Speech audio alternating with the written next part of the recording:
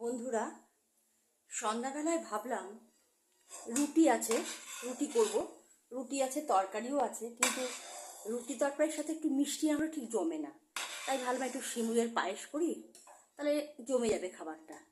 তাই কি করলাম, প্রথমে আমি একটা আমল দুধের প্যাকেট 1 লিটারের দুধ কিনে নিলাম। কিনে সেটা ভালো করে একটু কাজু বাদাম বেটে নিতে হয়। এই মিক্সারে আমি একটু কাজু বাদাম বেটে নিয়েছি, আর কাজু কিশমিশ কিছু দিয়েছি। এবার কাজু বাদাম বেটে নিয়ে সেই দুধটা জাল দিলে তাতে দুধের টেস্টটা খুব সুন্দর হয়, পায়েসটা একটু ঘন হয়।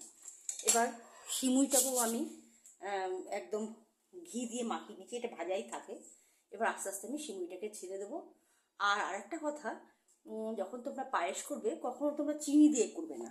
চিনি দিয়ে করলে কিন্তু টেস্ট বেশি ভালো আসে না।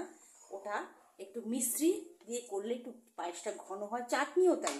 মানে একটু মিশ্রি দিয়ে করলে একটু ঘন হয়, টেস্ট অন্যরকম হয়। তা আমি এখন আস্তে আস্তে আমি সিমুইটাকে ছেড়ে দেবো। দুধটা ভালো মতন ফুটে গেছে, অনেকক্ষণ ধরেই হচ্ছিল, দুধটা বেশ ভালো গরম হয়ে গেছে। এবার আমি সিমুইটাকে ছেড়ে দিচ্ছি।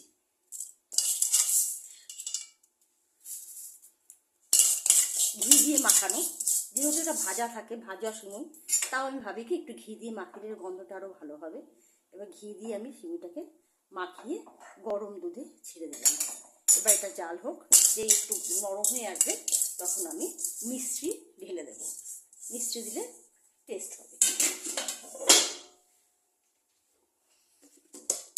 এই যে মিষ্টি দেখছো, এই যে কাটিং মিষ্টি বলে, এই মিষ্টিগুলো আমি এনে রাখি।